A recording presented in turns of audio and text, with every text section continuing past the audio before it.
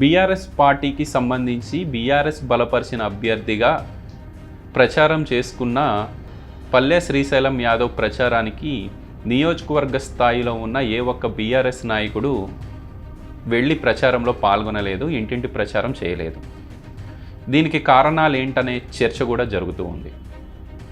ఎన్నికల నోటిఫికేషన్ విడుదలైన వెంటనే బీఆర్ఎస్ కోఆర్డినేటర్గా ఉన్న ఆదర్శ్ రెడ్డి గుమ్మడిదల మండలానికి సంబంధించి ఎన్నికల అబ్జర్వర్లుగా గోవర్ధన్ రెడ్డి, కొత్తపల్లి ప్రభాకర్ రెడ్డి, అట్లానే సీనియర్ నాయకులు బాలరెడ్డి పేర్లను ప్రతిపాదించి ఒక ప్రకటనను విడుదల చేశారు.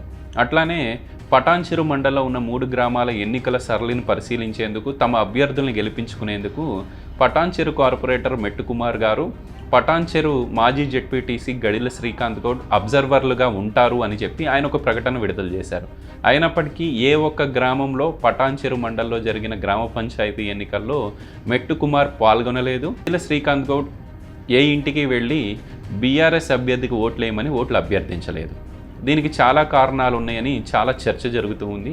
అసలు వీళ్ళు ఆ గ్రామాల్లో ఎందుకు వెళ్ళి ప్రచారం చేయలేదు, అభ్యర్థులు కూడా వీళ్ళని పిలవలేదా అన్న ప్రశ్న ఉత్పన్నమవుతూ ఉంది.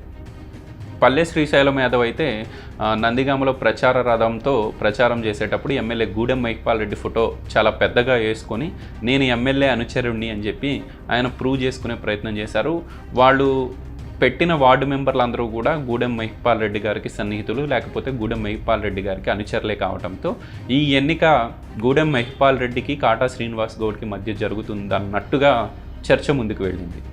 సో ఎన్నికలు అయిపోయినాయి, రిజల్ట్ వచ్చింది. ఎట్టకేలకు కాటా శ్రీనివాస్ గౌడ్ బలపరిచిన అభ్యర్థి విక్రమ్ గౌడ్ బయటపడ్డారు, మంచి విజయం సాధించారు. క్యాసారంలో కూడా బీఆర్ఎస్కు బలమైన క్యాడర్ ఉన్నప్పటికీ అక్కడ కూడా కాటా శ్రీనివాస్ గౌడ్ బలపరిచిన అభ్యర్థి కాంగ్రెస్ అభ్యర్థి ఘన విజయం సాధించారు. ఇంకా బానూరు మొదటి నుంచి ఉన్నదే కాంగ్రెస్ గెలవబోతుంది అన్న ప్రచారం ఉన్న నేపథ్యంలో వారు వన్ సైడ్ అయిపోయింది. బానూరులో ఆల్మోస్ట్ అన్ని వార్డు మెంబర్లు కాంగ్రెసే గెలుచుకోగలిగింది. బీఆర్ఎస్ తన ఉనికిని కోల్పోయింది బానూరు గ్రామంలో. ఈ రకంగా పటాన్చెరు మండలంలోని 3 గ్రామాల్లో ఎన్నిక సాగింది.